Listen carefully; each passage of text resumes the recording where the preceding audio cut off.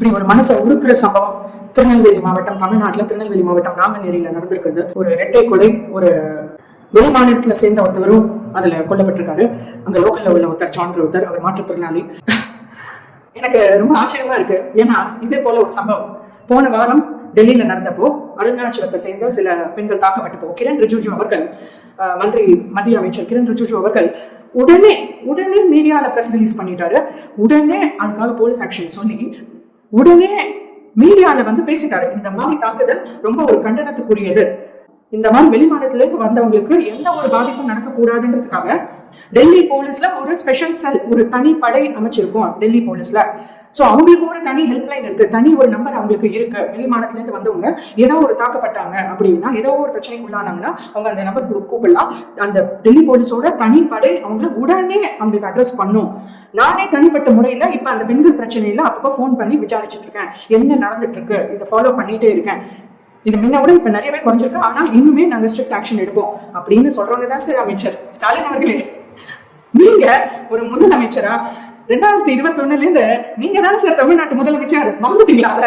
இந்த மாதிரி நாளுக்கு நாள் தமிழ்நாட்டுல வெளி மாநிலத்தில இருந்து வந்தவங்களுக்கு அவங்க இன்னைக்கு நீங்க விரும்புறீங்களோ இல்லையோ சார், இன்னைக்கு தமிழ்நாட்டின் பொருளாதார வளர்ச்சிக்கு தமிழர்கள் அல்லாத வெளி மாநிலத்தவர் இன்னைக்கு ஒரு பெரிய பங்கு இன்னைக்கு அவங்களுக்கு உண்டு. இது நீங்க ஒத்துக்கிறீங்களா? அட்லீஸ்ட் அதை ஒத்துக்கிறீங்களா?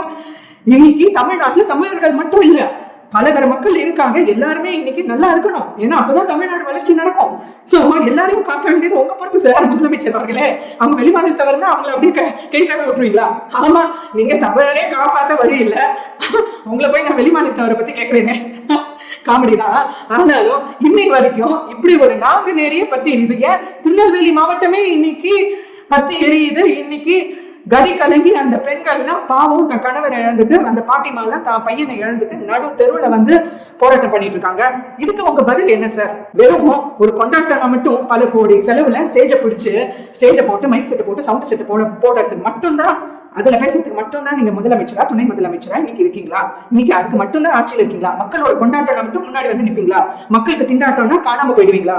அதுதான் எங்க தமிழ் மக்களோட கேள்வி.